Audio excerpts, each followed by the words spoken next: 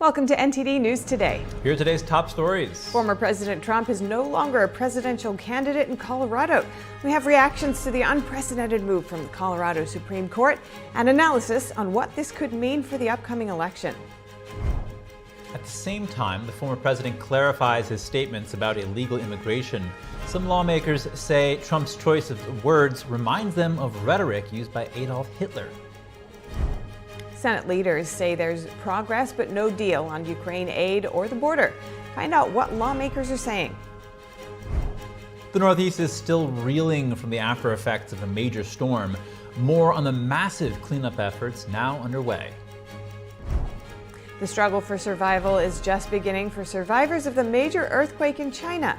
See what challenges people are facing following the deadly earthquake. The volcanic eruption in Iceland might go on for months. Officials now suggest it's much more serious than previous eruptions in recent years. We bring you an update on the situation.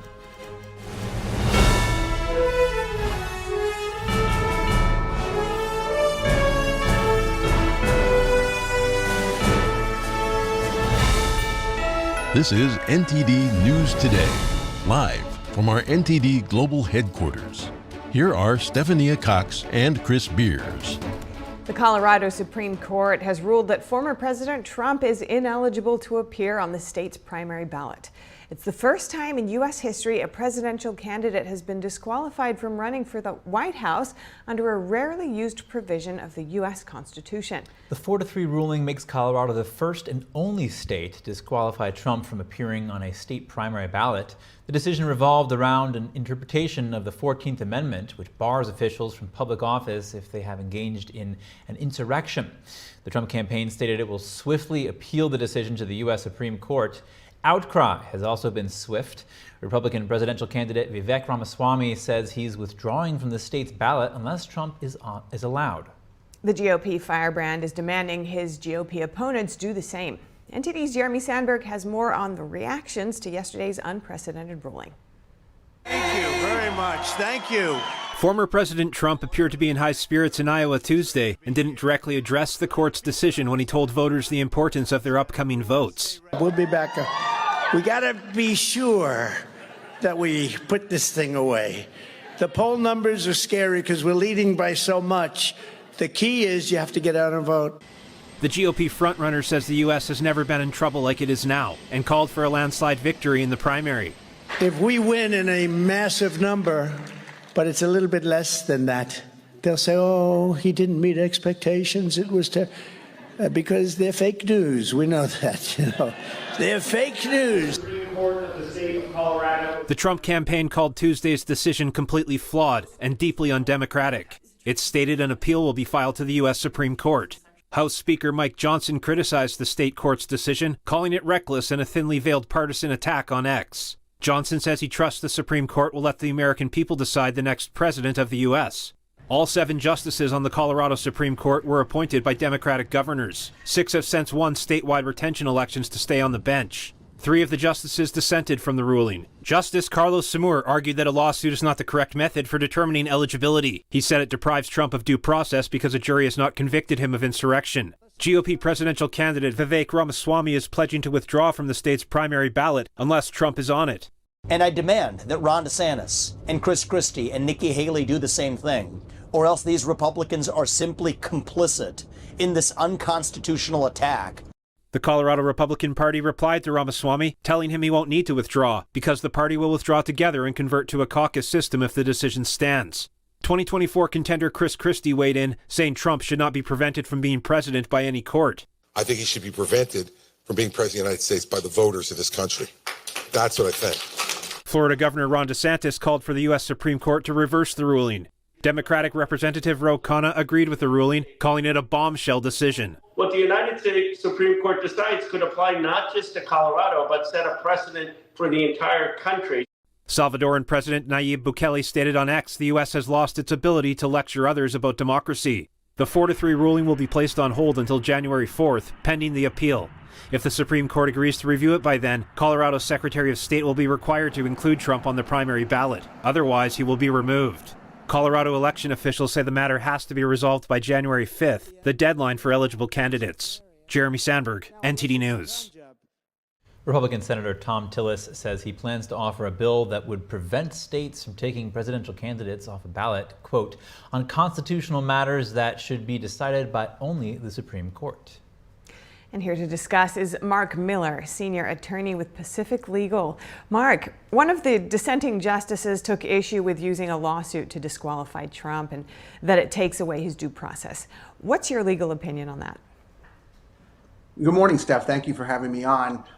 Justice Schumer, like the other two justices who also dissented from the decision, Boatwright and Birkencarter, all sort of saw this issue as a question of fairness, or what we call legally due process. Whether it was that argument that Schumer made that this shouldn't be done by the Supreme Court, or whether it was an argument other justices made in their dissents that they were not the correct court to be making the decision, that it should be maybe in Congress or perhaps at the highest court. The bottom line is President Trump does have plenty of arguments to take to the U.S. Supreme Court, as he says he intends to. Yeah, so the lower court had ruled that presidents have immunity from Section 3 of the 14th Amendment. Could you discuss the legal reasoning behind this difference of opinion and the implications of the state court's decision?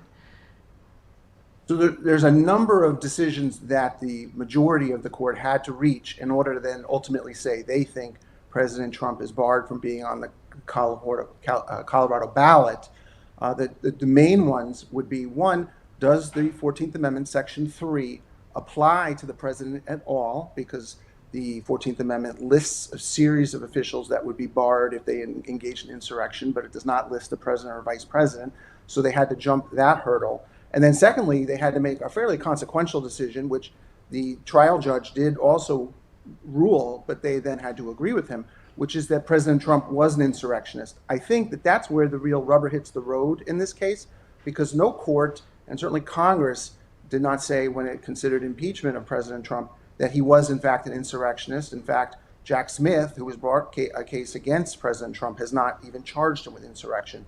That's sort of a tough row to hoe for the Colorado Supreme Court majority to say we're going to decide on our own that he is an insurrectionist, and then we're going to use that decision to say under the 14th Amendment he's barred from being on the ballot. And do you think there was much meat to their reasoning on these points? You can't really argue that there's no meat. This is a, give or take 150 pages or so between their opinion and the three dissents. They put a lot of thought into it, but I think the U.S. Supreme Court, though, will be looking at a lot of these decisions. As I said, they stacked a number of decisions upon themselves to then reach the ultimate conclusion that President Trump couldn't be on the ballot. If the U.S. Supreme Court were to decide with any one of those decisions, the decision will fall. And I think that's where President Trump will put his eggs in that basket. Right. Now, state courts have until now ruled that they do not have the jurisdiction to interpret and apply Section 3 of the 14th Amendment for a presidential primary. Do you think Colorado Supreme Court has acted within its prescribed legal boundaries here? Well, what I think, I don't know how important that is, but I will tell you that if I was President Trump's lawyers, I'd be arguing that the Colorado Supreme Court went too far. They, in fact, recognized they were going further than they'd ever gone before. They had previously said in earlier decisions that they couldn't decide constitutional questions like the issue here under their state election qualification statute. But they said that this case was different. And in saying that this case was different, they certainly invited the dissenters to say, whoa, whoa, whoa. You can't just say this is different. We have to follow our precedent, which is that we would not decide an important federal constitutional question like whether the president is an insurrectionist under our state law.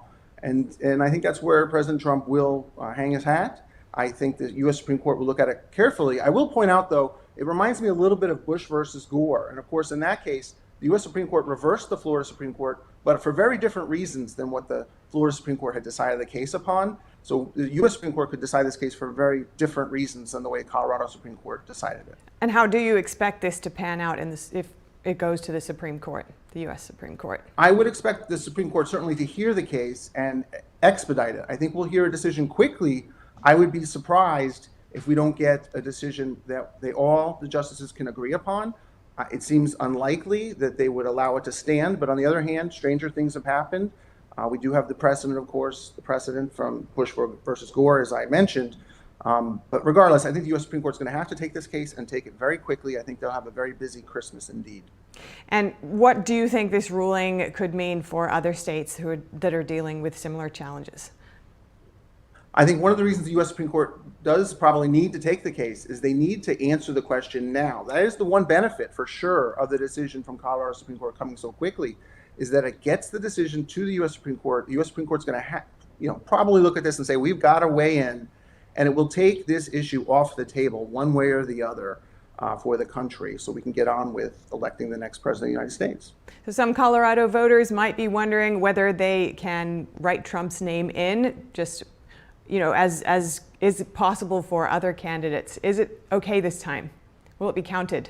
Yeah, under this ruling, whether or not they write him in, I think the implication would be he's not qualified, so those votes would not count. If you were under the current ruling, I should note that they've stayed their ruling, so the ruling has no effect until the U.S. Supreme Court weighs in, assuming it weighs in. And for now, if the decision were to stand, if you wrote in President Trump's name in Colorado, it wouldn't count. Now, what sort of broader legal ramifications could this ruling have on the U.S.'s legal and electoral systems, in your view? Well, I think that's an excellent question. In fact, in Bush versus Gore, Steph, as I'm sure you remember, the majority in ruling for President Bush said this decision stands upon itself. It shouldn't be cited in other cases. And that, of course, led to a lot of controversy that is unusual. Usually the U.S. Supreme Court would say, our decisions are precedents. They can be relied upon in the future. But they said differently in Bush versus Gore. I don't know that Chief Justice Roberts and the other justices would want to do that again. I think that they might look at that as sending the wrong message, that somehow when they weigh in on the presidential election, that the rules are different for the president. In fact, the message should be that no man is above the law or no woman is above the law. And the rules apply the same. Here, the fact that President Trump, that the rules were arguably changed, at least that's what his lawyers will argue, to get him off the ballot, is a good example that the rules should always be the same. The Colorado Supreme Court admitted, the majority, that it was changing the rules as to President Trump's. Thank you so much, Mark Miller, Senior Attorney at Pacific Legal. Really appreciate your time. Thank you, Steph. A former leader of the Proud Boys was sentenced on Tuesday to more than 3 years behind bars. Charles Donahoe pleaded guilty to 2 felony charges related to the January 6th Capitol breach. His sentence could provide insight to other Proud Boys who agreed to cooperate with federal prosecutors. Prosecutors asked for a significant reduction in sentencing for Donahoe because of his cooperation. Donahoe has already served nearly 38 months of his 40-month sentence. He apologized to his family, law enforcement officers, and America as a whole for his actions on January 6th. And in the Senate's final vote of the year, it unanimously passed the reauthorization of the Federal Aviation Administration yesterday. The legislation was on hold by Colorado Democratic Senator Michael Bennet, who was demanding a vote on more aid for Ukraine. The FAA Reauthorization Act was introduced this summer. It includes key tools and programs to address airport planning, equipment, operations, and safety. Bennet dropped the hold after Senate Majority Leader Chuck Schumer and Senate Minority Leader Mitch McConnell vowed to address his demands early in 2024. The Senate also unanimously approved the remaining 11 military nominees. This was the second time this month that Senator Tommy Tuberville has backed down in the fight over military promotions. In February, Tuberville began holding up votes on military nominees over Pentagon's policy of funding service members or their family members to travel for abortions. Coming up, would you mind if the water you drank was once sewage waste? For those in California, it will soon be a reality. And in a few more years, using this common household item in Michigan City will land you a fine. See why Ann Arbor, Michigan is banning gas leaf blowers. More in just a moment here on NTD News Today.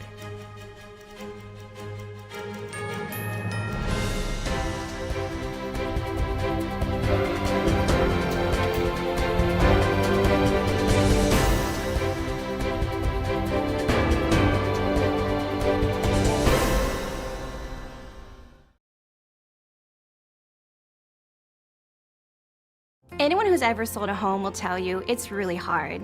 And it's one of the biggest financial decisions you'll ever make. That's why who you work with matters. Together with HomeLight, we take care of every detail.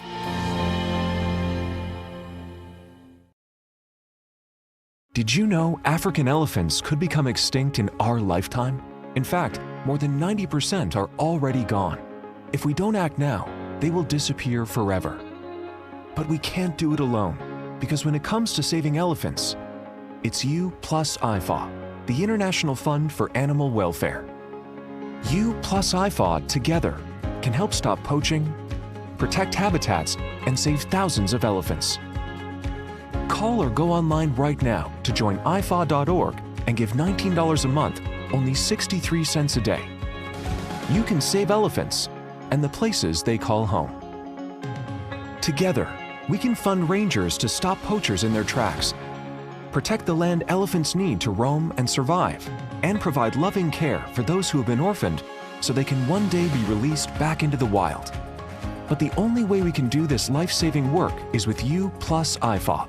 So call or go online with your gift right now. With the monthly support of people just like you, elephants like Moses are alive and thriving today. It takes years of hard work from dedicated teams so orphaned elephants can learn the skills they need to survive in the wild. So please, call now or go online with your monthly gift. You can help provide the urgent care elephants need so this generation won't be the last.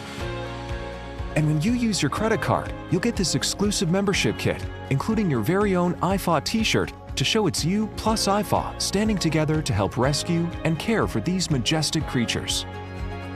The danger for elephants is more urgent than ever before. That's why we need you.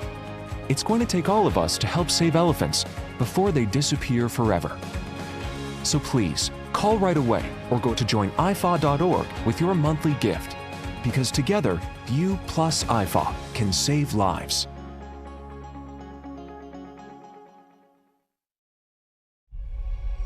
It's a painting that is peaceful. There's a lot of beauty in it. And you forget about whatever you might be worried about.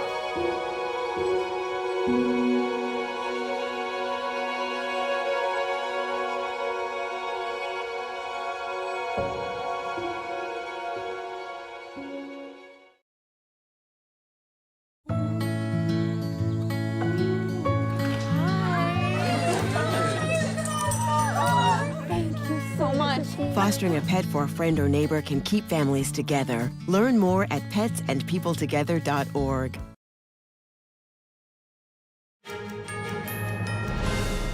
Welcome back. The illegal immigrant surge is being fueled by fake travel agencies that are connecting passengers to smugglers.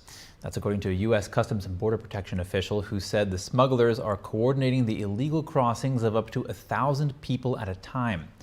Officials say one nationality falling victim is the Senegalese. The agencies are advertising free visa travel to Europe and then to the U.S. The smuggling organizations are using large bus lines in Mexico's northern state of Sonora to move the migrants to random spots on the border. Tuesday, about 12,600 illegal immigrants were apprehended at the border within a 24-hour period. Former President Trump is now defending his poisoned blood statements regarding the immigration crisis. Over the weekend, some criticized Trump for allegedly using the rhetoric similar to dictator Adolf Hitler. Trump has previously said illegal immigrants crossing the southern border are poisoning the blood of America. Some politicians compared this to writings from Hitler about the purity of Aryan blood. At a Tuesday speech in Iowa, Trump clarified his statement, saying immigrants destroy the fabric of the U.S. and that he never read Hitler's fascist manifesto, Mein Kampf. Senator J.D.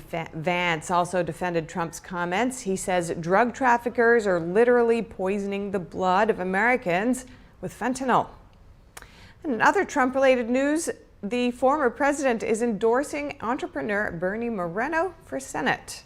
Trump wrote, "Bernie Moreno, a highly respected businessman from the great state of Ohio, is exactly the type of MAGA fighter that we need in the United States Senate." The Ohio Senate Republican primary is set to be one of the most important 2024 Senate races in the country. Political outsider Moreno is running against high-profile Republicans such as Ohio's Secretary of State and a state senator. They're all trying to flip the seat currently held by Democratic Senator Sherrod Brown. He's seeking a 4th term in office. Razor wire barriers are allowed to stay at the southern border of Texas for now. A federal appeals court yesterday blocked the Biden administration from removing the barriers. The Fifth Circuit Court of Appeals ruled that the federal government has to refrain from damaging, destroying, or otherwise interfering with Texas's fence in the vicinity of Eagle Pass, Texas. The ruling is only temporary and leaves room for exemptions in cases of medical emergencies. Back in October, the state sued the Biden administration for cutting almost 30 miles of concertina wire along the border. State officials said the Biden administration destroyed state property and hurt the state's border security. Meanwhile, a Democratic congressman of Latino descent told News Nation how Democrats feel about the situation at the southern border and the impact immigration might have on President Biden's re-election bid. As a Democrat, is this hurting his campaign? Absolutely. My district's about 80% Hispanic Democrats. And guess what? When I go to church or when I go to the store, what are people telling me? Henry, you gotta secure the border. We gotta do something. The congressman represents a district in southern Texas. He added that he didn't speak with Biden about immigration since January when he visited the border. No deal on the border and Ukraine aid before next year. Senate leaders say they've made progress but won't hold any votes until 2024. NTD's Daniel Monahan has more on what lawmakers are saying about the state of negotiations. Senate Minority Leader Mitch McConnell says significant progress has been made, but they're still not there. According to McConnell, the stakes couldn't be higher. I think this is the most dangerous time since the fall of the Berlin Wall. McConnell cited the first land war in Europe since World War II, terrorist threats in Israel, and unknown enemies crossing the southern border. So this is not easy, but we're working hard to get an outcome because the country needs it. Senator John Thune agrees the U.S. has important national security responsibilities that need to be dealt with around the world. But first and foremost, it starts with securing our own southern border and the national security crisis we face there. Senate Majority Leader Chuck Schumer says sending more aid to Ukraine is the key to defeating Russian President Vladimir Putin. History will look back if we don't support our ally in Ukraine. Schumer says Democrats agree the southern border must be fixed. The White House says aid to help Ukraine fight Russia will run out by the end of the year. The Biden administration's request for more than $60 billion in support has been bogged down in Congress. Republicans say it must be coupled with tougher immigration controls along the U.S.-Mexico border as illegal immigrants continue to pour into the country. Current projections estimate that over 3 million illegal immigrants will enter the country in 2024. In October, U.S. agents apprehended some 240,000 illegal immigrants, including nearly 1,600 criminals, about 90 people with arrest warrants, 50 gang members, and 12 people on the nation's terrorist watch list. Daniel Monahan, NTD News.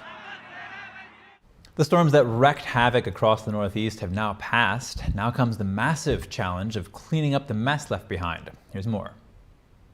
People across the Northeast are mopping up after a major storm dumped torrential rains and brought damaging winds from Pennsylvania to Maine. Some rivers in the region flooded. At least 5 people were killed. Utility workers are still laboring around the clock to restore power across the region. People everywhere are trying to get their property cleaned up, like this couple in Maine. And it was, probably the water was up to like your thighs, about halfway up your thighs.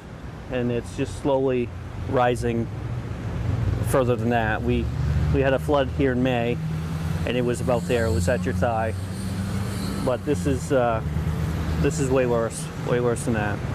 In Waterville, Maine, about a dozen cars could be seen floating at a flooded parking lot at the Hathaway Creative Center, surrounded by debris, logs, planks, and vegetation, as observers looked on from higher ground.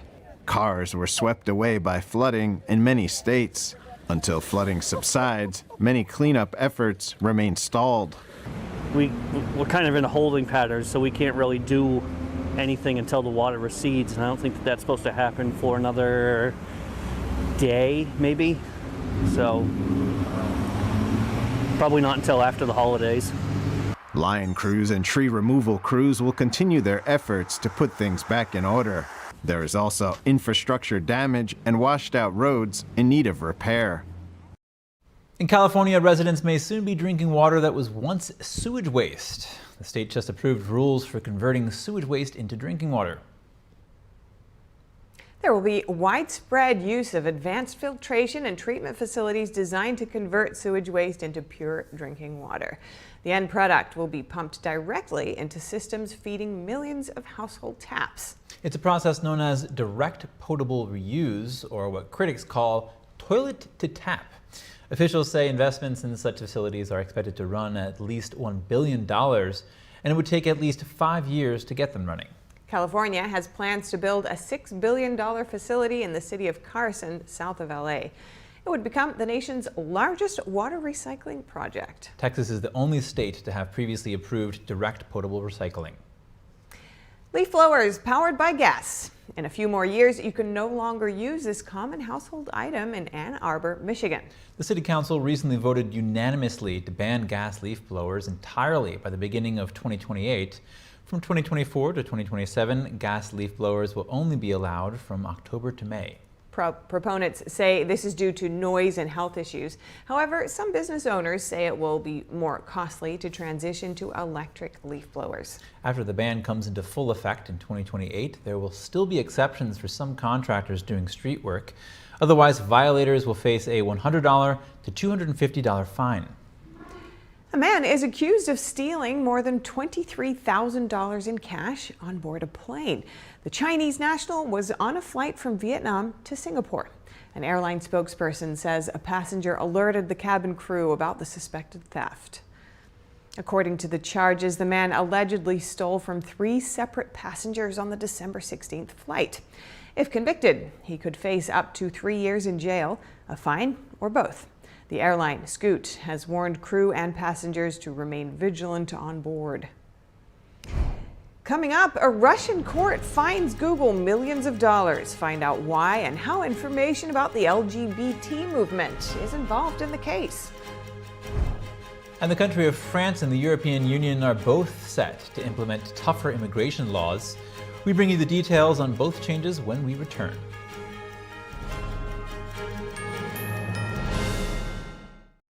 First time I came in here was Monday, and today is Thursday.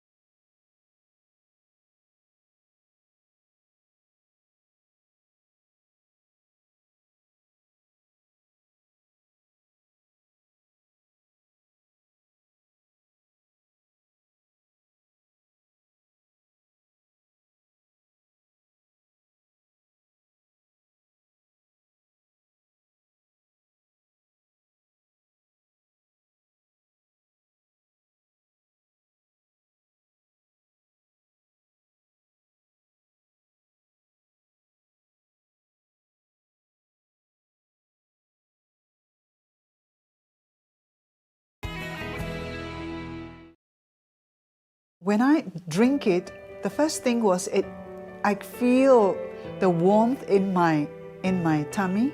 It's kind of like It's gently radiating out, a kind of a very comforting warmth. And it was really good, actually. I felt much better. I did feel, actually, the effect. And I find that it is actually better when I take it regularly. It's actually steamed and dried 9 times.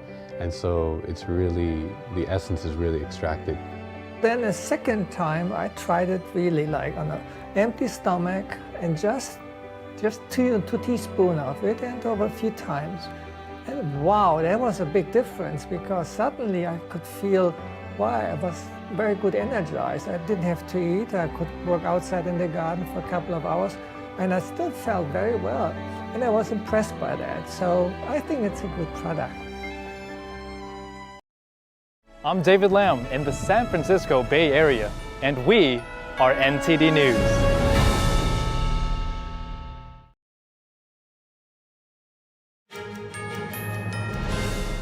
In China, life remains difficult for those who just survived a deadly earthquake.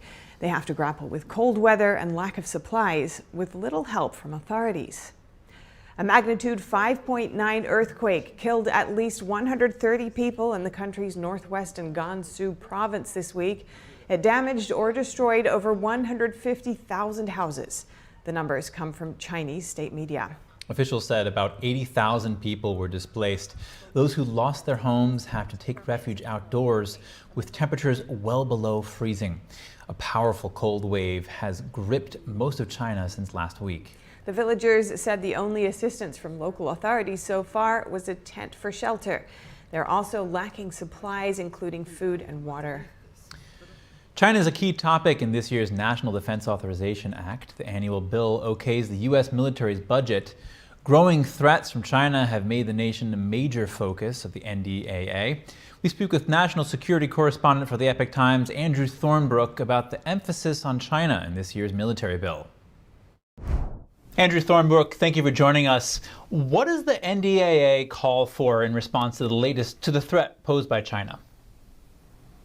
Yeah, thank you so much for having me. It's a great question. You know, this NDAA, it delves really deeply into China. There's hundreds of references to China, the Chinese Communist Party, Chinese military, and really what it calls for are primarily a series of reports across the board about U.S. military readiness, diplomatic readiness, and economic readiness for a potential military conflict with China by the year 2030. And so what we're really seeing with this NDAA is an overall push to prepare the United States for that most catastrophic of situations.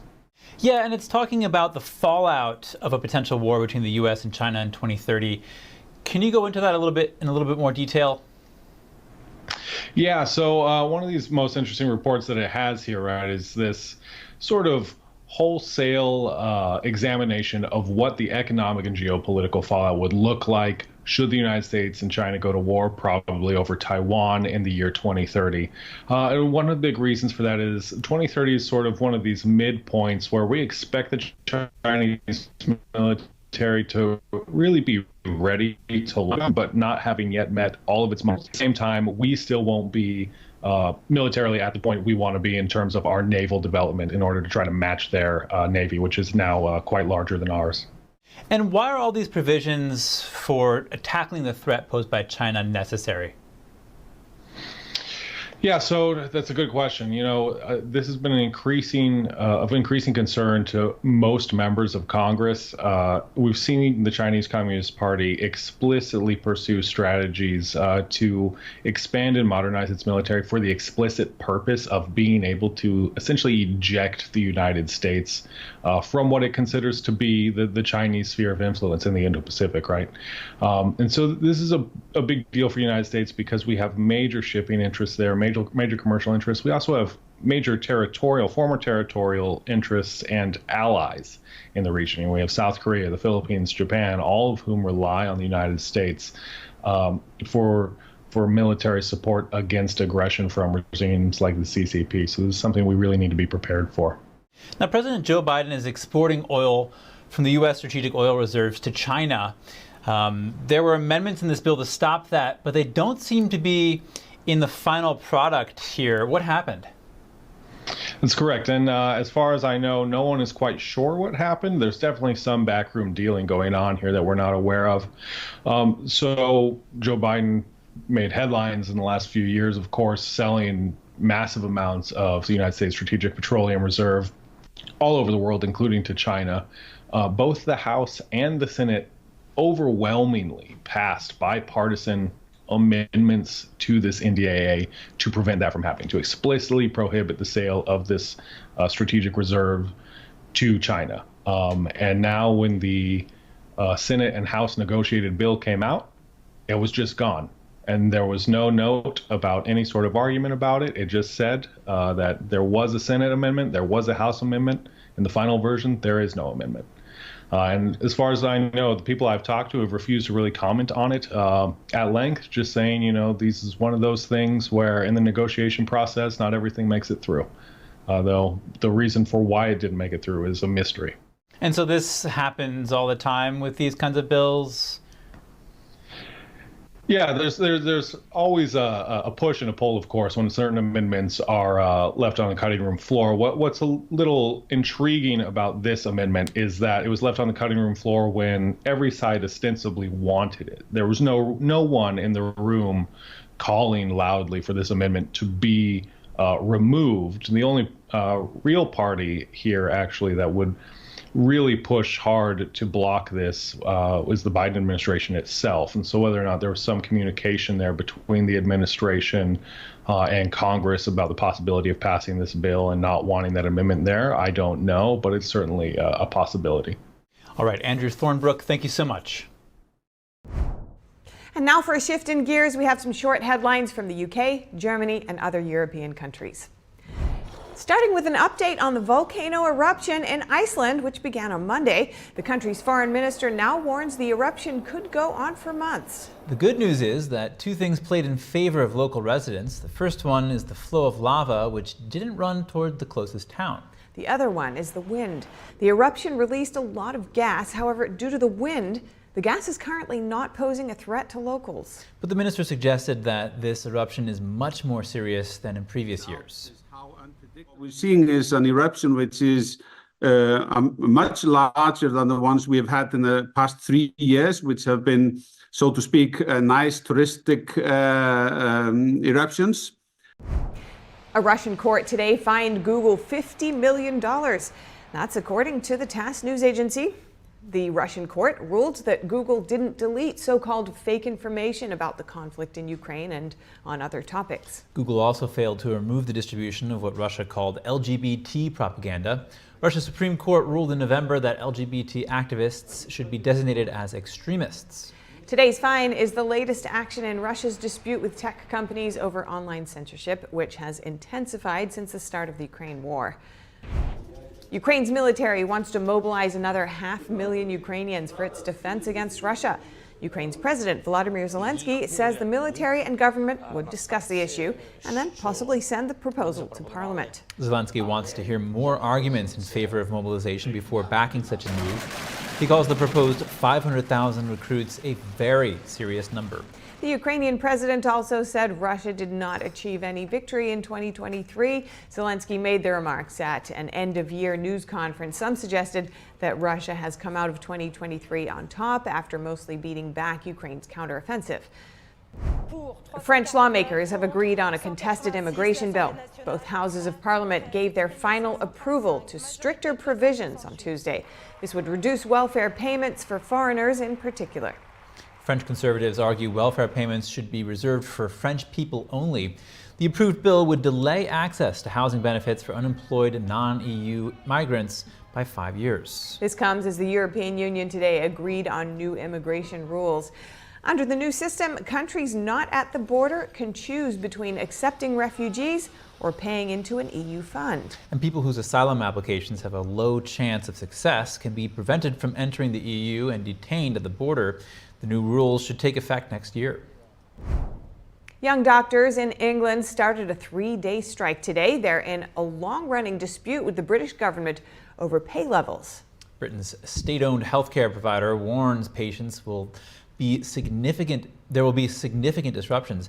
thousands of appointments and procedures might be postponed or even canceled. The so-called junior doctor wants a 35% pay raise. They say the figure takes into account years of below-inflation raises and that it will prevent an exodus of staff to other countries. The government has offered junior doctors an average increase of less than 9%. Prime Minister Rishi Sunak has indicated there won't be more to offer.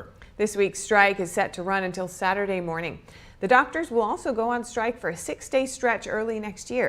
That would be the longest walkout in the 75-year history of Britain's healthcare provider. Frontline judges in Ukraine uphold the law remotely amid Russian occupation and ongoing fighting. Here's the story of one of them.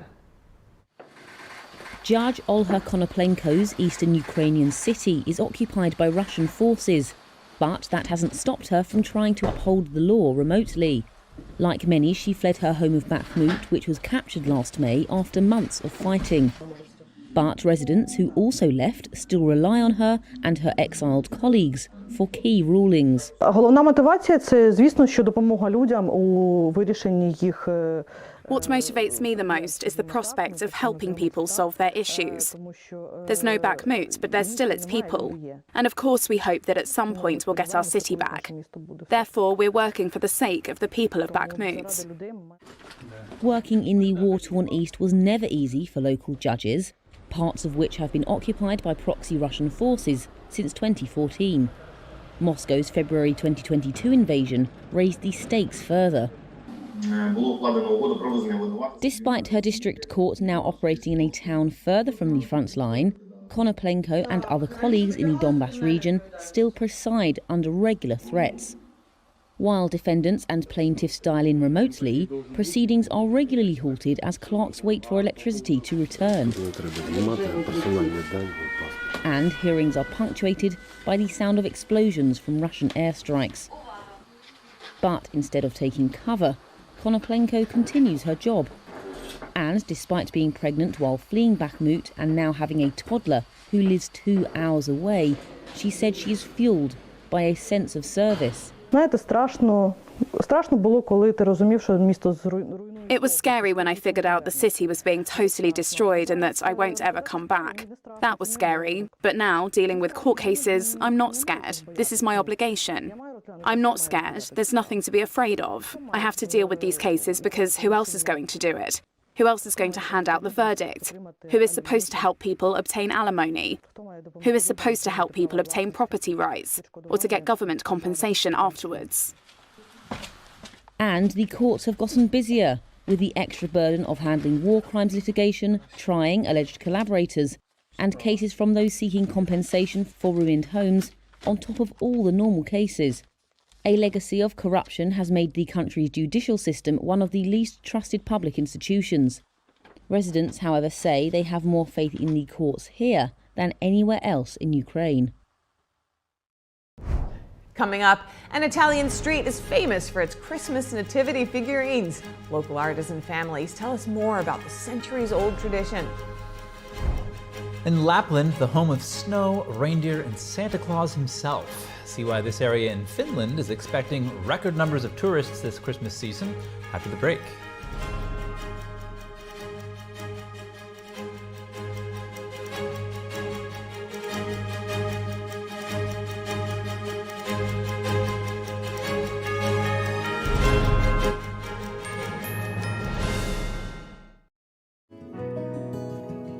Looking for a healthy and smooth-tasting brew? Drop by Days Coffee Roasters today and explore our wide selection of specialty-grade, small-batch roasted coffee. Home to North America's first enzyme-fermented coffee, we source a wide selection of specialty-grade coffee beans from around the world, and our baristas are ready to craft your customized brew. Visit Days Coffee at 28 North Street, Middletown, New York. Come experience a brew like no other. Anyone who's ever sold a home will tell you it's really hard. And it's one of the biggest financial decisions you'll ever make. That's why who you work with matters. Together with HomeLight, we take care of every detail.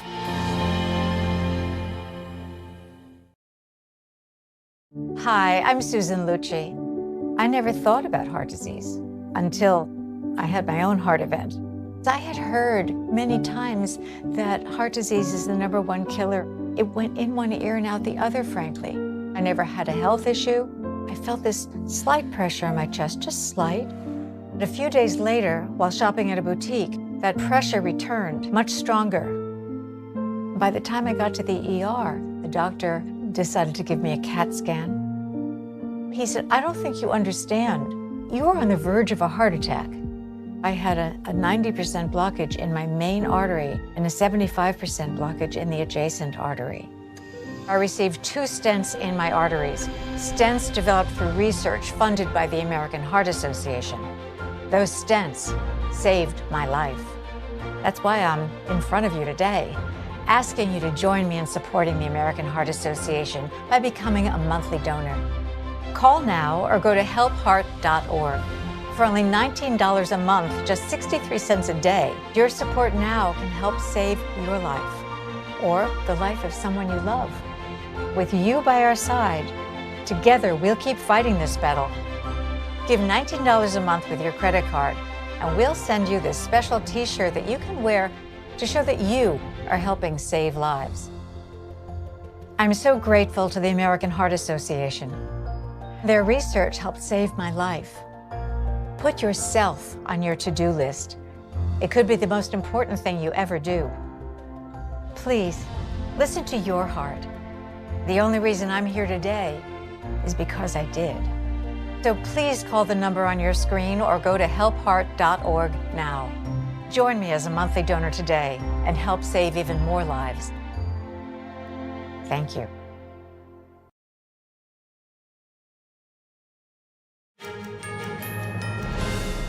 A street in Naples, Italy is famous for Christmas nativity figurines. It's even known as the Street of the Nativity Scenes. The tradition, dating back to the 16th century, is kept alive by generations of local artisan families. Each December, Italian city Naples draws thousands of visitors to its crowded streets. They come to an ancient street to buy figurines to create their own Christmas nativity scene, a tradition that dates back centuries. This tradition is being kept alive by artisan families in the heart of Naples. I was born into a family of nativity scene artisans, so little by little, day by day, I learned to love my job. In fact, for me, it's not a job anymore. For me, it's a passion. The nativity scene is a Christmas holiday tradition in Christian countries around the world. The actual nativity scene is made with terracotta with glass eyes, and then it gets painted, dressed, and placed on the bottom of the crib. And this is the classic nativity, the 18th century nativity, because it reflects the Neapolitan nativity scene. Local artisans say this ancient craft was popular in the 16th century Bourbon Kingdom. The tradition goes back to a very ancient period. It started under the kingdom of the Bourbons, when the rulers had fun with these statues. Each figurine is hand-painted. Customers come to pick out their own favorites. There are not only religious statuettes to choose from, also novelty and imaginative characters. This one here is the sleeper character. He falls asleep and dreams that his whole village, his town, his country goes to the cave where the baby Jesus was born. Another artisan said he also makes sacred art sculptures. I usually make statues of saints for churches at a natural height. Sometimes private clients with financial capabilities ask me for sacred statues, and I make it, naturally of a smaller dimension. The street is full of hundreds of makers in their shops. Most of the shops are open all year long, but at other times of the year they sell souvenirs. If you're hoping to see Santa this Christmas, you might want to visit Lapland. The area in Finland is known for its snowy beauty, pine trees, and northern lights. This year, Lapland is poised to break its all-time record for tourists. Let's take a look into some of the reasons it's become a popular Christmas tourist destination. Lapland is a region of Finland near the Arctic Circle. It's as big as some countries like Hungary or South Korea and largely unpopulated. Lapland is becoming an increasingly popular Christmas travel destination. This year, Christmas tourism is on track to break an all-time record. December has been very, very busy here in Rovaniemi Airport last 20 years. But this year, I think so that we are making also the new records for the passenger amount, and that will be, December is our busiest month of the year. The Lapland Christmas experience is fun for single travelers or those who enjoy group tours. There is a huge increase in our flight routes compared to previous years, so it's over 100%, meaning that we have about 24 direct flight connections so far. It's going to bring, of course, a big amount of independent travelers and also the ones that taking part in the group tours. There are many reasons to visit Rovaniemi. For one, it's said to be the home of Santa Claus himself. Just before Christmas, we have lots of people coming from all over the world. Lots of lovely people, and I want to meet them all. And it's quite busy. But I'm not busy with the gifts, because the elves are doing that job. What are some other reasons travelers come from around the world to experience this winter wonderland? We don't have snow in our country, just beach and hot, so it's a great experience for her. You can also find luxurious suites with glass walls letting you take in the scenery from your comfortable room. How about taking a magical sleigh ride pulled by a reindeer in fresh snow? Tourists also hope for the chance of seeing the spectacular northern lights. More visitors every year are coming to enjoy the magic of Lapland, Santa, and the snowy peace and quiet of this special place. What's the key to healthy aging? While proper nutrition is a powerful weapon, movement may be the most crucial tool to staying physically and mentally fit, mobile, and independent. Here's NTD's Gina Marie with Strong Mind and Body.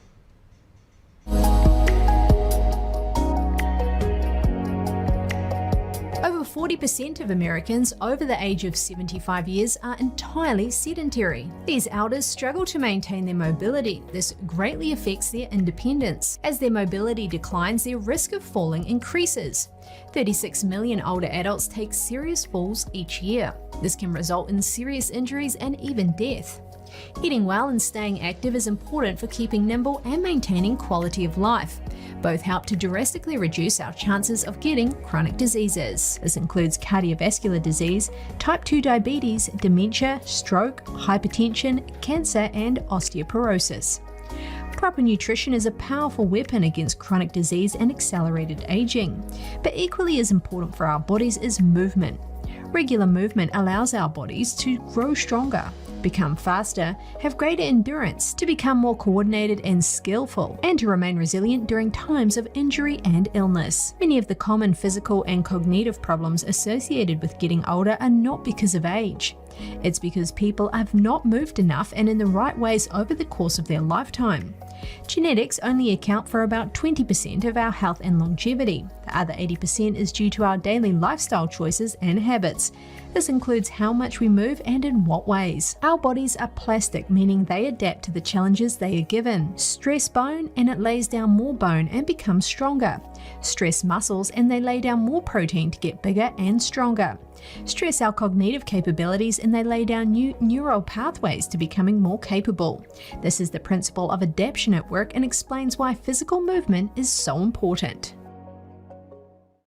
If you have any news tips or feedback for the show, please feel free to email us at news.today@ntd.com.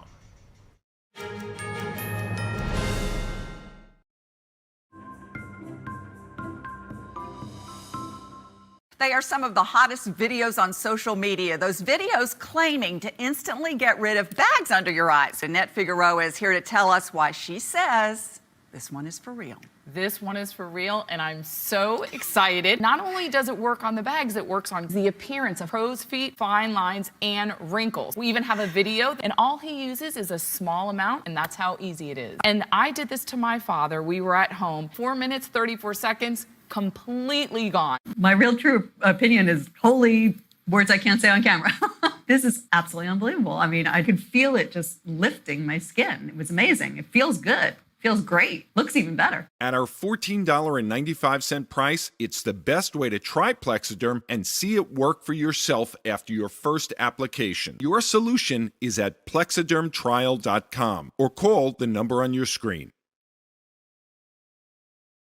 Shenyun Creations, the streaming platform from Shenyun, featuring world-class dance, past programs, and all original music.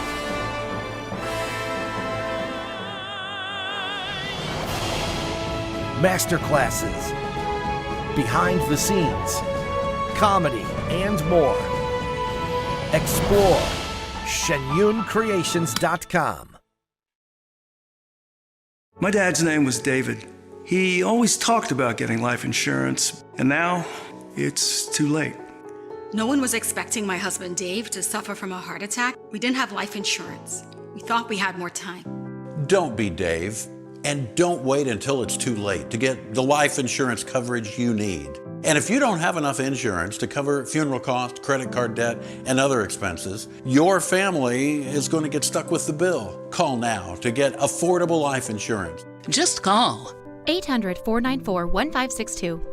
If you're over 50, you can't be turned down for this insurance, regardless of your health. Plus, there's no medical exam, no health questions. Your rate will never go up. Your coverage will never go down.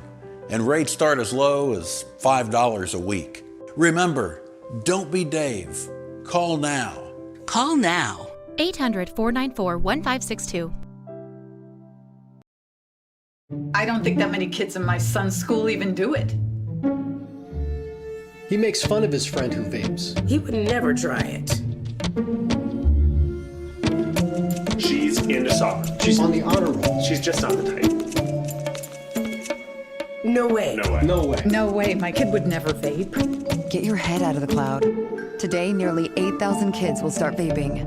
Maybe even yours. Learn about the dangers at talkaboutvaping.org.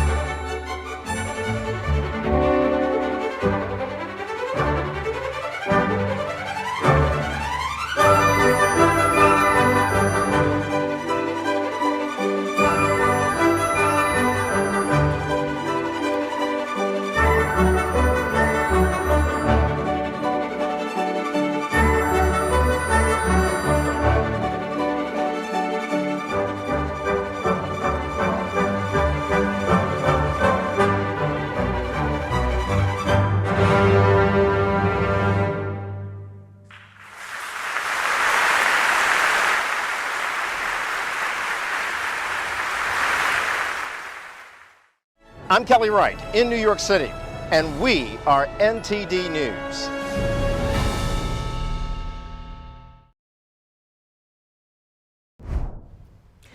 Welcome to NTD News Today. Here are today's top stories. The Colorado Supreme Court disqualifies Trump from running for president in the state. Will other states follow suit? Does his appeal have a chance? Dive into the case with us. Will Israel and Hamas reach another hostage and ceasefire deal? See what the two sides are demanding. The price of oil inches up amid worries of global trade distribution and geopolitical tensions in the Middle East. What the U.S. is doing about it. The Internal Revenue Service pays up for missing key reminders. Almost 5 million taxpayers will get relief from a lateness fine. The struggle for survival is just beginning for survivors of the major earthquake in China. See what challenges people are facing following the deadly quake.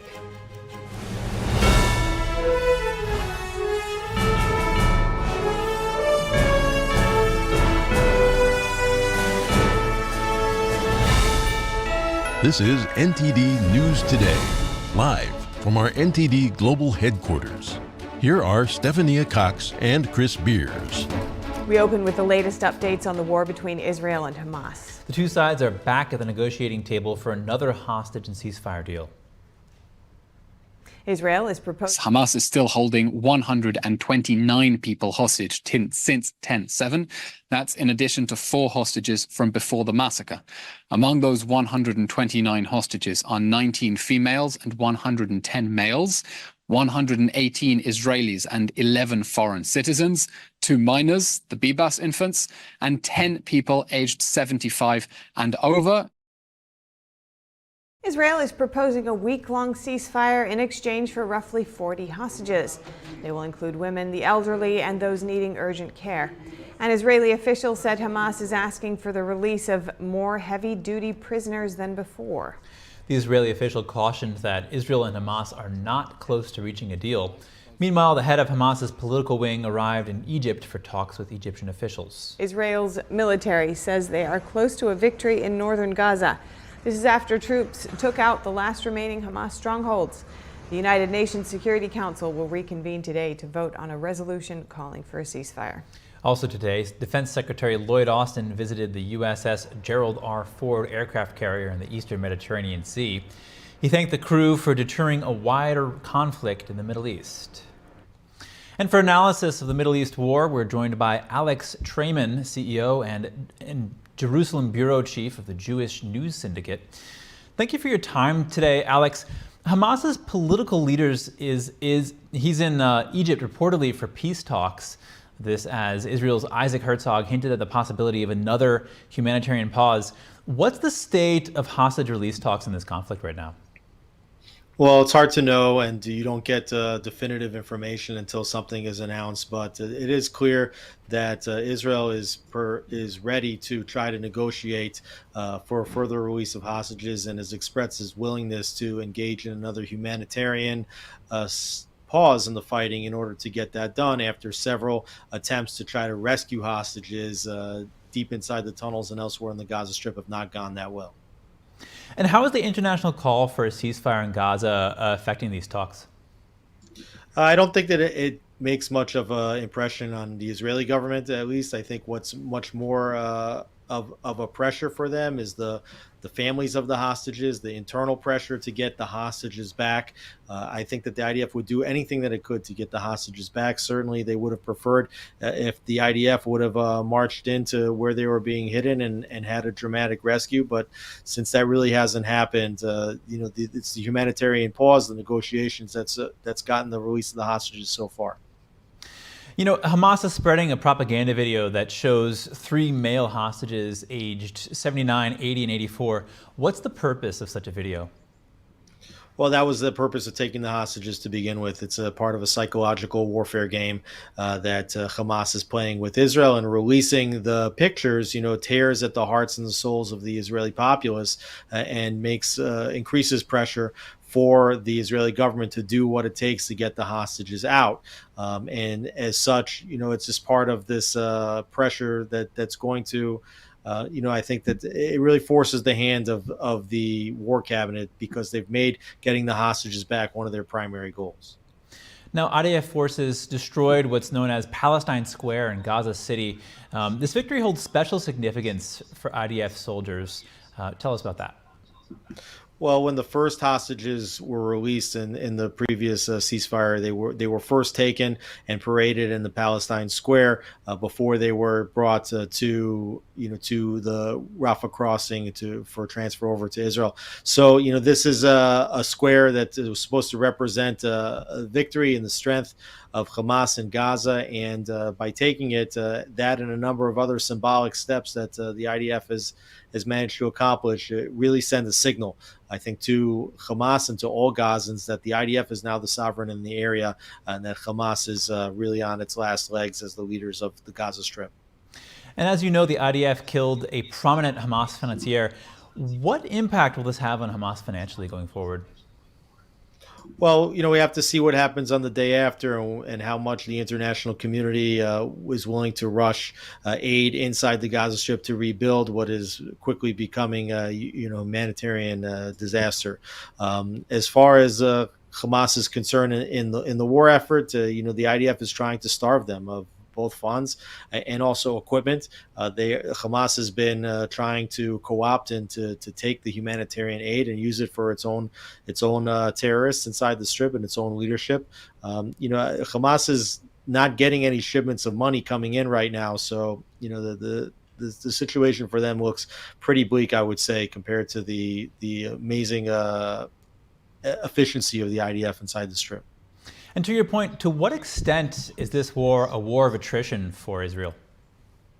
Well, it's not really a war of attrition because a war of attrition would last months and years. And really, the IDF has gone with a tremendous efficiency through the Strip, and they have already completed or nearly completed all the operations in the northern Gaza Strip.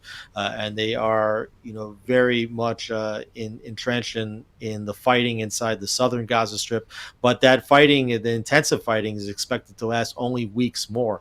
If it was a war of attrition, it would probably be stretched out over months and years.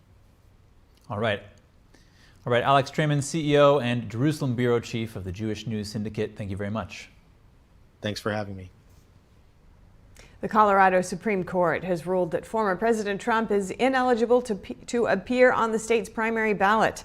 It's the first time in U.S. history a presidential candidate has been disqualified from running for the White House under a rarely used provision of the U.S. Constitution. The 4-3 ruling makes Colorado the first and only state to disqualify Trump from appearing on a state primary ballot. The decision revolved around an interpretation of the 14th Amendment, which bars officials from public office if they have engaged in an insurrection. The Trump campaign stated it will swiftly appeal the decision to the U.S. Supreme Court. Outcry has already been swift. Republican presidential candidate Vivek Ramaswamy says he's withdrawing from the state's ballot unless Trump is allowed on. The GOP firebrand is demanding his GOP opponents do the same. NTD's Jeremy Sandberg has more on the reactions to yesterday's unprecedented ruling. Thank you very much. Thank you. Former President Trump appeared to be in high spirits in Iowa Tuesday and didn't directly address the court's decision when he told voters the importance of their upcoming votes. We'll be back. We got to be sure that we put this thing away. The poll numbers are scary because we're leading by so much. The key is you have to get out and vote. The GOP frontrunner says the U.S. has never been in trouble like it is now and called for a landslide victory in the primary. If we win in a massive number, but it's a little bit less than that, they'll say, oh, he didn't meet expectations. It was because they're fake news. We know that, They're fake news. The Trump campaign called Tuesday's decision completely flawed and deeply undemocratic. It stated an appeal will be filed to the U.S. Supreme Court. House Speaker Mike Johnson criticized the state court's decision, calling it reckless and a thinly veiled partisan attack on X. Johnson says he trusts the Supreme Court will let the American people decide the next president of the U.S.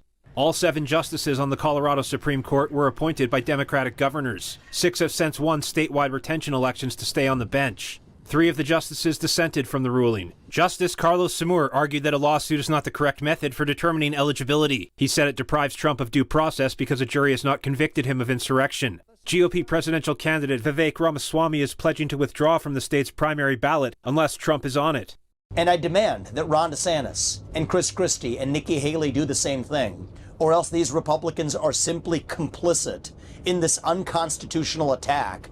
The Colorado Republican Party replied to Ramaswamy, telling him he won't need to withdraw because the party will withdraw together and convert to a caucus system if the decision stands.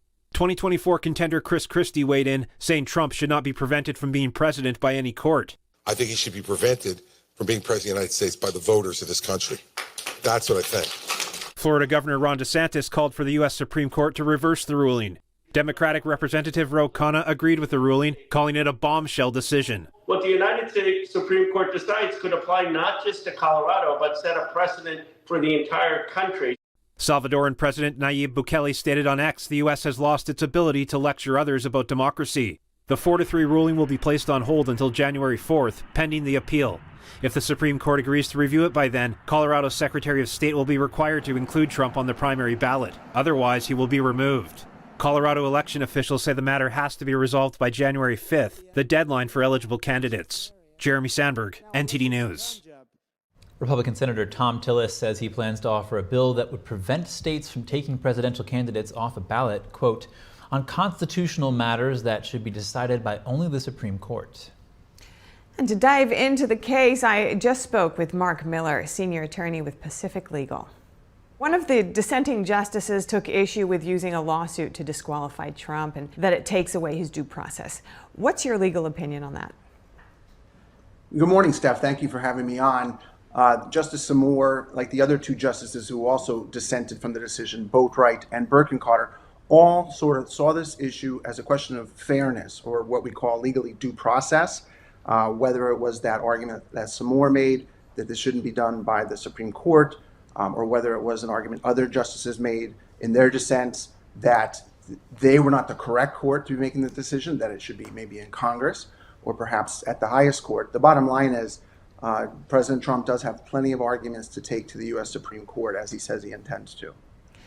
Yeah, so the lower court had ruled that presidents have immunity from Section 3 of the 14th Amendment. Could you discuss the legal reasoning behind this difference of opinion and the implications of the state court's decision?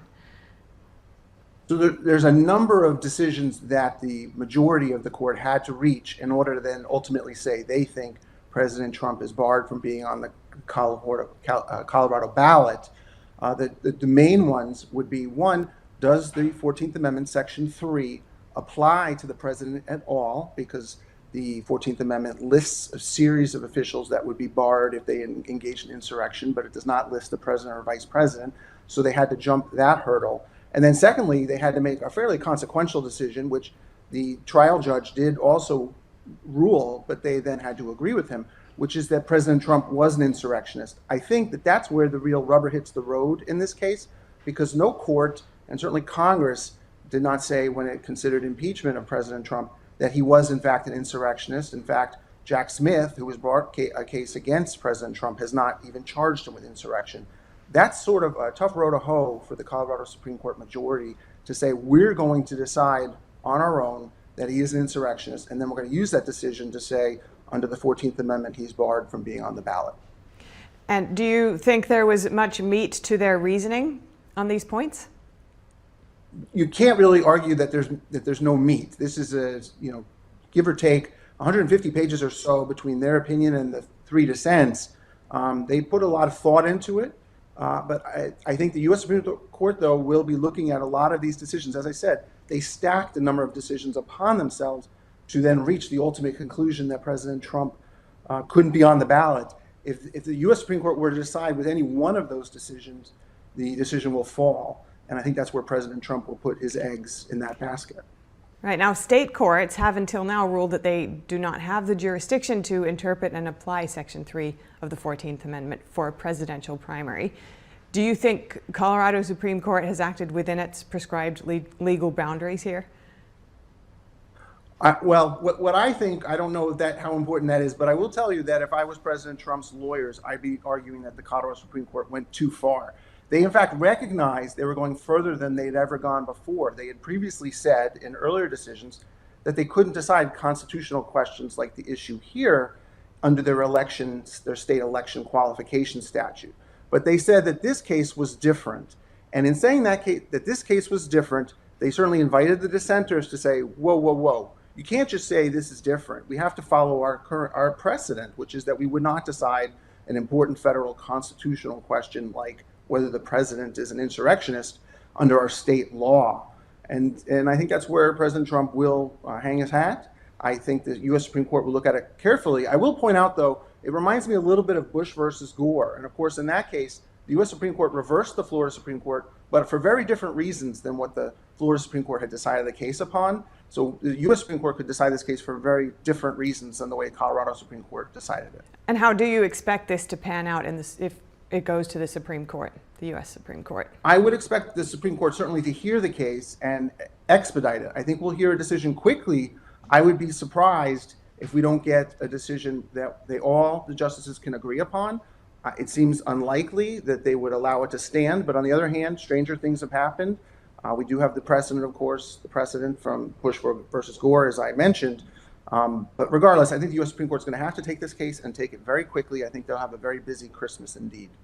And what do you think this ruling could mean for other states that are dealing with similar challenges? I think one of the reasons the U.S. Supreme Court does probably need to take the case is they need to answer the question now. That is the one benefit, for sure, of the decision from Colorado Supreme Court coming so quickly, is that it gets the decision to the U.S. Supreme Court. The U.S. Supreme Court's going to probably look at this and say, we've got to weigh in, and it will take this issue off the table one way or the other for the country so we can get on with electing the next president of the United States. So some Colorado voters might be wondering whether they can write Trump's name in, just as is possible for other candidates. Is it okay this time? Will it be counted? Yeah, under this ruling, whether or not they write him in, I think the implication would be he's not qualified, so those votes would not count. If you were to, under the current ruling, I should note that they've stayed their ruling, so the ruling has no effect until the U.S. Supreme Court weighs in, assuming it weighs in. And for now, if the decision were to stand, if you wrote in President Trump's name in Colorado, it wouldn't count. Now, what sort of broader legal ramifications could this ruling have on the U.S.'s legal and electoral systems, in your view? Well, I think that's an excellent question. In fact, in Bush versus Gore, Steph, as I'm sure you remember, the majority in ruling for President Bush said this decision stands upon itself. It shouldn't be cited in other cases. And that, of course, led to a lot of controversy that is unusual. Usually the U.S. Supreme Court would say, our decisions are precedents. They can be relied upon in the future. But they said differently in Bush versus Gore.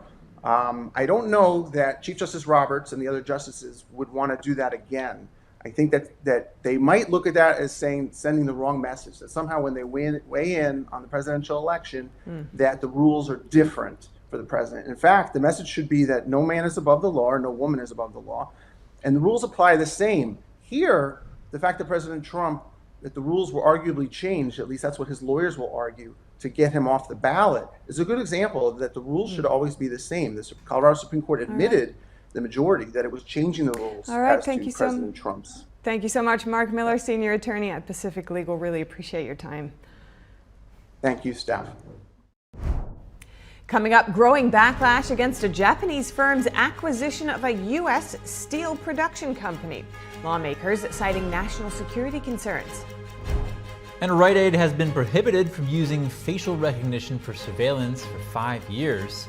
Find out why in just a moment here on NTD News Today.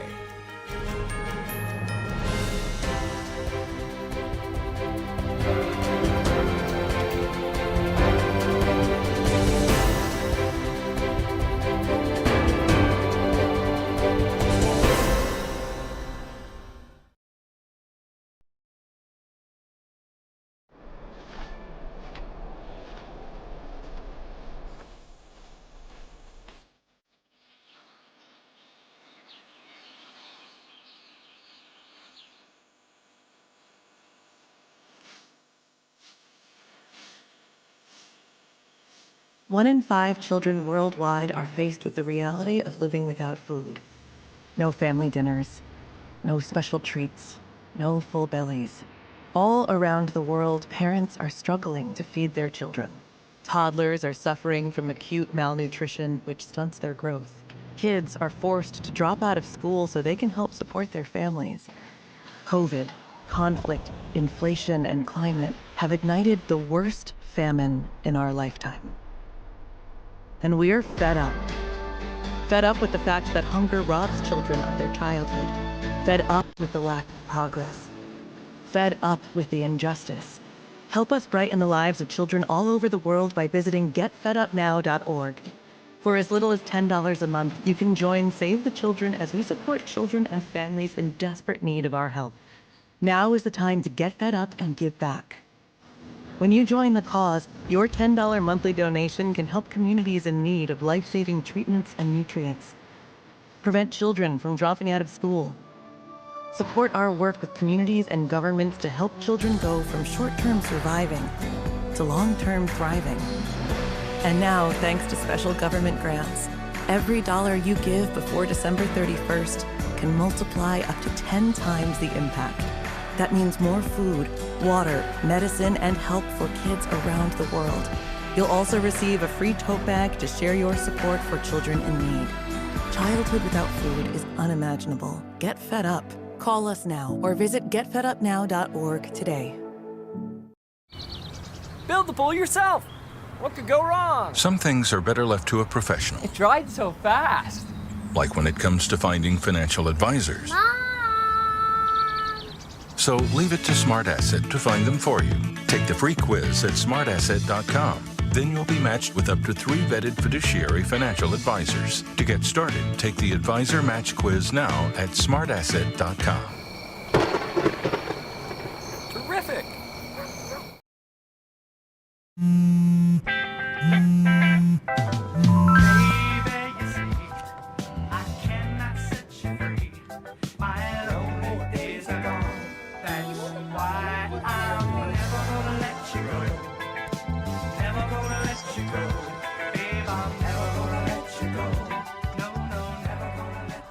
Here you go.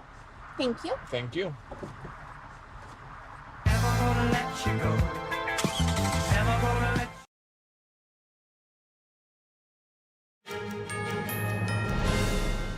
Razor wire barriers are allowed to stay at the southern border of Texas for now. A federal appeals court yesterday blocked the Biden administration from removing the barriers. The Fifth Circuit Court of Appeals ruled that the federal government has to refrain from damaging, destroying, or otherwise interfering with Texas's fence in the vicinity of Eagle Pass, Texas. The ruling is only temporary and leaves room for exceptions in cases of a medical emergency. Back in October, the state sued the Biden administration for cutting almost 30 miles of concertina wire along the border. State officials said the Biden administration destroyed state property and hurt the state's border security. Meanwhile, a Democratic congressman of Latino descent told News Nation how Democrats feel about the situation on the southern border and the impact immigration might have on President Biden's re-election bid. As a Democrat, is this hurting his campaign? Absolutely. My district's about 80% Hispanic, Democrats, and guess what? When I go to church or when I go to the store, what are people telling me? Henry, you gotta secure the border. We gotta do something. The congressman represents a district in southern Texas. He added that he didn't speak with Biden about immigration since January when he visited the border. People who didn't pay all their taxes a few years ago will no longer be fined. The IRS is dropping the failure to pay penalty for roughly 4.7 million taxpayers. Those who didn't receive an automated collection notice in 2020 and 2021 will get a break. The IRS didn't send out reminders because it was swamped by a backlog of millions of tax returns. The tax collector said the relief will amount to around $1 billion. It applies to certain individual taxpayers, businesses, and tax-exempt organizations. Anyone who owes more than $100,000 in back taxes won't be eligible for the relief. The IRS charges interest on unpaid taxes. That interest is compounded daily based on the outstanding balance. The failure to pay penalty will resume on April 1st, 2024. And joining us now is NTD Business host Don Ma to discuss the Japanese acquisition of U.S. Steel. Backlash is growing over the sale of American steel producer to Japanese steelmaker Nippon Steel. Don, how strong is this backlash? Well, Chris, we're actually seeing bipartisan opposition against this deal. There's calls on U.S. officials to not let the deal go through. So specifically, that's from Senators J.D. Vance, Josh Hawley, Marco Rubio. They're sending a letter to Treasury Secretary Janet Yellen to asking her to block the deal, actually, because Yellen chairs the Committee on Foreign Investment in the United States, and the panel has the power to review this deal. So they want the committee to actually do review this deal because some are citing national security concerns, actually. But in addition to the Republican senators in Ohio, a Democratic Senator, Sherrod Brown, actually also issued a statement on Monday opposing this deal. We have Senator Joe Manchin attacking the deal as well, Senator John Fetterman on top of that as well, and we have the United Steelworkers Union going on record to oppose the deal. So a lot of opposition here right now. But, you know, despite all this, it wouldn't be surprising if the deal actually went through in the end, because some analysts are saying that it's unlikely that the Committee on Foreign Investment in America will actually block this deal, because as we all know, Japan is a very close ally to the United States. And even if the committee makes a recommendation to block the deal, at the end of the day, it's up to the president to actually reject the deal. And I think it could be unlikely that Biden will actually do that, because, you know, we have to consider the implications on what it could mean for our ally, which is Japan. Right, so what's behind this backlash? Well, Vance, Hawley, and and Rubio argues that it may have implications for the industrial base of the United States, that and they're saying this transaction was not made with U.S. national security in mind, and domestic steel production is actually vital, according to them, to U.S. national security. They say that Nippon Steel's allegiances clearly lie with a foreign state, and they're cautioning that the company does not share U.S. Steel's storied connection to the United States, and that Nippon Steel's financial interests are aligned with Japan. So other than them, the United Steel Auto Workers Union is saying that the president calls the deal bad for Americans and bad for steel workers. And Senator Brown also said in a statement, and I'll quickly read that to you here, a foreign company should not be able to swoop in and ignore voices of union workers and buy a major American steel manufacturer behind closed doors. So a lot of reasons here, but Senator seems like Joe Manchin also in the same camp as well, is saying it's a blow to the American steel industry, and citing national security concerns as well. But if you ask me, I think I can see as well where the lawmakers are coming from, because as you know, when it comes to economic power, manufacturing is a huge part of that. So I see some of the concerns here. All right, thank you, Don. Anything else in the business world? Yeah, just a few updates as well. In addition, the price of oil is inching higher. This is amid jitters over global trade disruption and geopolitical tensions in the Middle East. Specifically, this follows attacks on ships by the Iran-backed Houthi forces in the Red Sea. Global oil benchmark Brent hovered around $80 a barrel today. It was up around 1% earlier this morning. And US WTI crude climbed a bit as well on Wednesday. And as well, Greece advised commercial vessels sailing in the Red Sea and the Gulf of Aden to avoid Yemeni waters. Washington on Tuesday launched a task force to safeguard commerce in the region. And the Biden administration is taking the first steps toward writing key AI standards. This is aimed at the safe deployment of generative artificial intelligence and safeguarding systems. The Commerce Department's National Institute of Standards and Technology will first seek input from AI companies and the public as well on generative AI risk management and reducing risks of AI-generated misinformation. And Commerce Secretary Gina Raimondo said the effort was prompted by President Biden's October order on AI. And finally, Rite Aid has been prohibited from using facial recognition for surveillance for 5 years. And this is to settle Federal Trade Commission charges that the pharmacy chain harmed consumers. The FTC says Rite Aid used facial recognition from 2012 to 2020 to identify shoplifters. However, it said the company actually falsely flagged some shoppers as matching someone identified as a shoplifter. And a Reuters investigation found Rite Aid quietly added facial recognition systems to hundreds of stores in the US. It found that in New York and Los Angeles, the company primarily used the technology in lower income neighborhoods. That's all from me today. All right, thank you, Don. Thank you, Don. Next up, Toshiba, one of Japan's most famous industrial brands, is bringing the curtain down on its 74-year history as a public company. What's in store for its future? Take a look. It was a stalwart of the Tokyo Stock Exchange for 74 years, but Wednesday saw Toshiba shares delisted following a buyout by investors. That came after a decade of upheaval and scandal that brought chaos to one of Japan's biggest brands. It's now owned by a group led by private equity firm Japan Industrial Partners. Other members include financial services firm Oryx and chipmaker Rome. The $14 billion takeover puts Toshiba back in Japanese hands after years of battles with overseas activist investors. That had paralyzed the giant conglomerate, which makes everything from batteries to robots and nuclear power stations. Now it's very unclear what shape the firm will take under its new owners. But analysts bet Chief Executive Taro Shimada, who is staying on, will focus on high-margin digital services. Toshiba is widely expected to start divesting some assets. It's also teamed up with Rome to invest billions in new chip production capabilities. One Toshiba watcher said the firm could have a bright future if it got rid of its low-margin units and freed up its engineers to innovate. Coming up, China may be covering up data on a new COVID-19 subvariant that is behind rising cases in the U.S. An expert tells us more.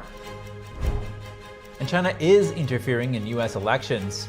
What a new intel report found about the 2022 midterms and what the U.S. can do about it for 2024. We'll have the details soon when we return.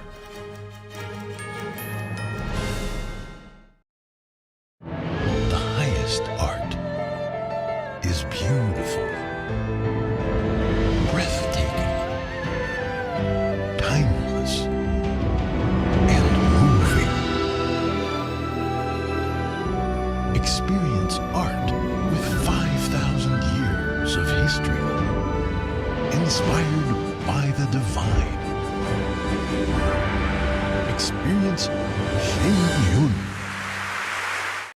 What if you could whiten your teeth by simply brushing your teeth? Now you can with Smile Actives, the teeth whitening breakthrough that safely gets your teeth white and keeps them white every day, just by brushing your teeth. I never thought that whitening my teeth could be so easy. I just put the gel on the brush, the toothpaste on it, brush, and I can see my white teeth. Simply add Smile Actives to any toothpaste and our patented PolyClean technology activates into a powerful microfoam that penetrates into the enamel surface to safely lift and remove stains. You need a simple way to whiten your teeth. Without strips, without trays, without going to the dentist. And it was about time that a product was developed that you would be able to do that with just brushing. And now Smile Actives is even better with new Pro Whitening Gel with 33% greater whitening power, clinically shown to whiten teeth faster, up to 8 shades. 100% of users saw whiter teeth. On food stains, coffee and wine stains, even on veneers, crowns, and dentures. I eat the blueberries, I drink the coffee, and I know that Smile Actives will keep my teeth white every day. If you could use something so easy like Smile Actives to take yellow teeth to white teeth, why wouldn't you? Why spend hundreds of dollars for whitening treatments at the dentist when now you can whiten your teeth with new Smile Actives Pro Whitening Gel every time you brush your teeth? Call or go to smileactives.com and for a limited time get new Pro Whitening Gel for just $24.95. Order in the next 5 minutes and buy one get one absolutely free for just $24.95. That's 2 for 1 and save 58%. We'll even include free shipping. Get your teeth whiter guaranteed or return it within 60 days for your money back. I smile every day now. The difference is literally night and day. So now I'm always smiling, always choosing, because now my teeth are much whiter. This offer is not available in stores, so call or click now before the special buy one get one free offer goes away.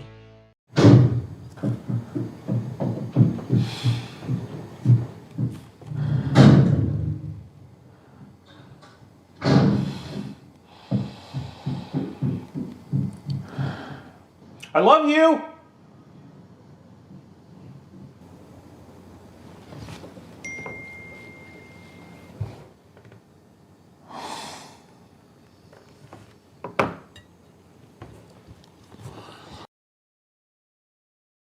I'm Melina Weiskup on Capitol Hill, and we are NTD.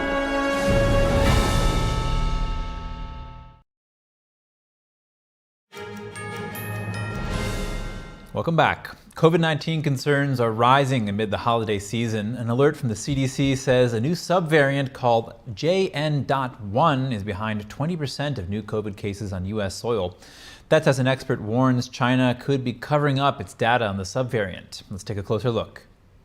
The World Health Organization just labeled JN.1 as a variant of interest on Tuesday. It's a mutation of COVID-19, which is caused by the Chinese Communist Party virus. The agency labeled the strain the fastest growing version of the virus. Now, scientists are concerned that current COVID-19 vaccines won't be enough to stop it. Where's the subvariant coming from? There's currently no evidence that it originated in China, but Beijing's response to the news has roused suspicion. A Chinese media report published in October was the first to announce that the country had discovered the new subvariant. But recently, China's CDC stated that the strain was first found 1 month later in November. China's official statement added that a mere 7 cases of JN.1 had been found on Chinese soil as of December 10th. Outside China, the virus is spreading so fast, but in China, the number is increasing so slowly and still remains at a single-digit level. It sounds very strange. Now, China's CDC seems to be blaming other countries for a potential JN.1 surge in China. That's based on a recent announcement accusing so-called imported cases of causing the outbreak. Looking at some of China's neighboring countries, more than 27,000 people have tested positive for the new subvariant within a week. Reports of death have also emerged. Beijing has a history of covering up health data and was widely accused of lacking transparency during the pandemic. Declassified U.S. intelligence says the Chinese Communist regime tried to meddle in the U.S.'s 2022 midterm elections. The report details tools like AI, fake social media accounts, and harassment aimed at U.S. candidates. Earlier, we spoke with Stephen Yates, Senior Fellow and Chair of the China Policy Initiative and former Deputy National Security Advisor at the White House, for insights. Stephen Yates, what's most striking to you about this recent intelligence report and the findings on Chinese involvement in the 2022 elections? Well, in many ways, it is similar material because these influence operations have existed for a long time. And every foreign power, friend or foe, that finds a way to influence American politics tries to do so accordingly. Of course, it's a greater concern when it's someone that has illegitimate interests, like the Communist Party of China.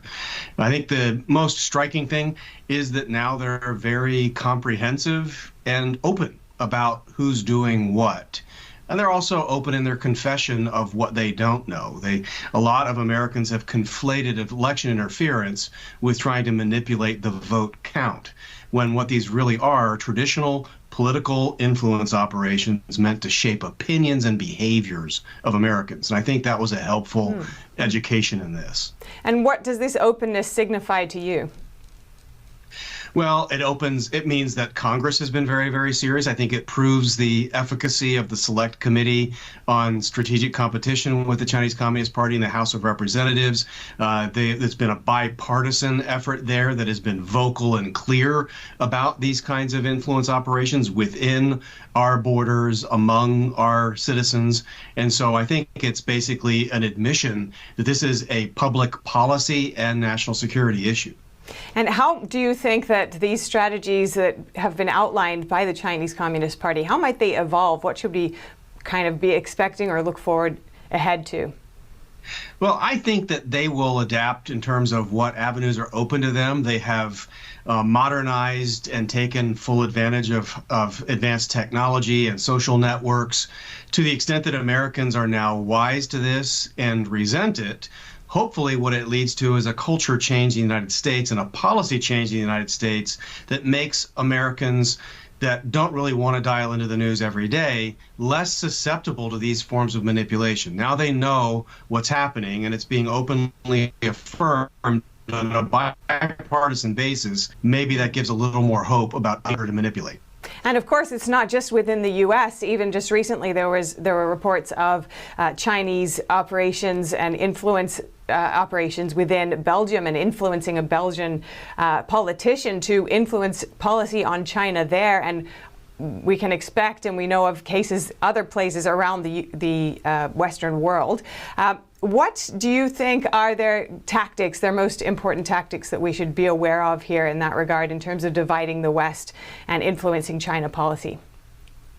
Well, I think the one that gets talked about the most, especially recently, is the social media technology manipulation that goes on, where people don't even really sense what's happening.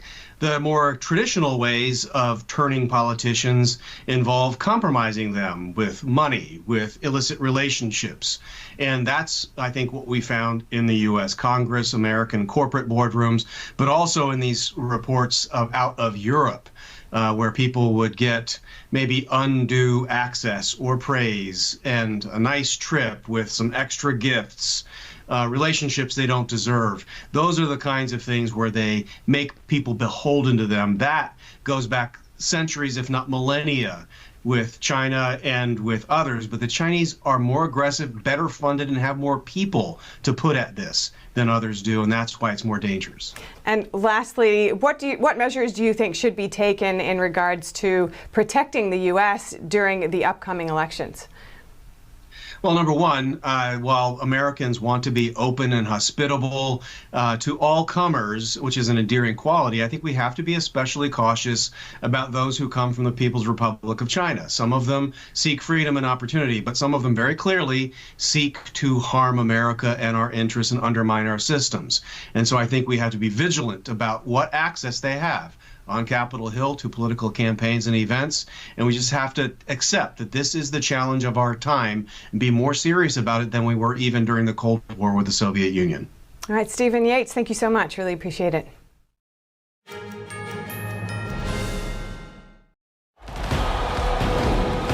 This is it, the culmination of everything our young athlete has worked for these past months. He's filled with determination. You can see it in his face. Is today the day he overcomes? And here we go. There is no defense in the world that will keep him at bay. He's on fire. Nothing can stop him. Watch him as he heads towards the goal. Oh, he's blocked hard. But that doesn't stop him. He's a warrior. He's back up. His eyes are on the goal. He's set up for the shot. He shoots. Goal! Achieving goals like this is only possible with the monthly support of people just like you. Please call the number on your screen right now and give your monthly support to Shriners Hospitals for Children so other children can reach their goals too. If you give just $19 a month, only 63 cents a day, we will send you your very own Love to the Rescue blanket as a reminder of the love you're giving us. Because of monthly support of people like you, nothing is stopping me from achieving my goals. And here we go. There is no defense in the world that will keep him at bay. He's going left. Oh, he fakes right and continues. Look at those moves. He takes the shot. Goal!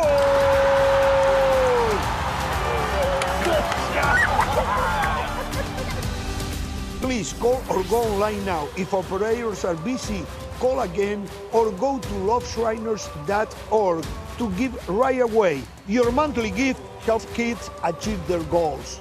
Goal! When I drink it, the first thing was I feel the warmth in my tummy.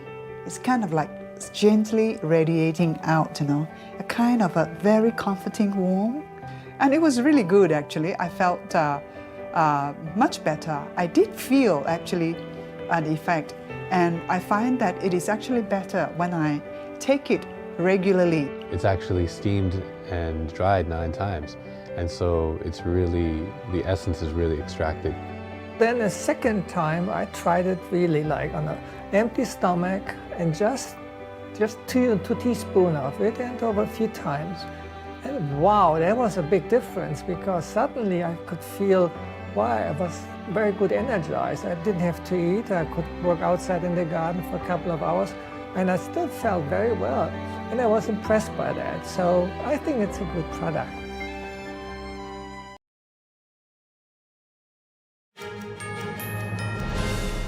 In China, life remains difficult for those who just survived a deadly earthquake.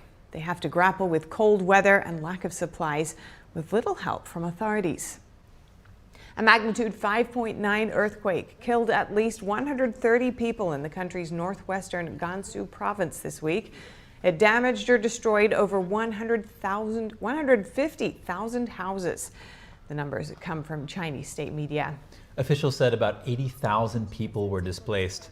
Those who lost their homes have to take refuge outdoors with temperatures well below freezing. A powerful cold wave has gripped most of China since last week. The villagers said the only assistance from local authorities so far was a tent for shelter. They are also lacking supplies, including food and water. And those attacks by Houthi forces on merchant ships in the Red Sea are forcing up costs for shipping companies. Bloomberg says it's adding $22 billion to their valuations, and that in turn will drive up costs for consumers. Here to speak with us about this and other potential impacts of these actions is Jim Nels, supply chain consultant and economic analyst. Jim, welcome. Now, how does the recent series of attacks by the Houthis on shipping container vessels in the Red Sea region specifically affect global supply chain networks? Well, it does impact the global supply chain because on any given day, there are about 400 ships that are traveling through the Red Sea, and those ships are all at risk based on what the Houthis are doing now. And that represents about $10 billion a day of commerce. According to recent reports, we're seeing about $40 billion of commerce stalled in the Red Sea right now or being deployed in other directions. So we're seeing shipping companies, Maersk is the biggest one. They've decided to divert all of their ships around the southern tip of Africa, which adds about 2 to 3 weeks to their delivery time.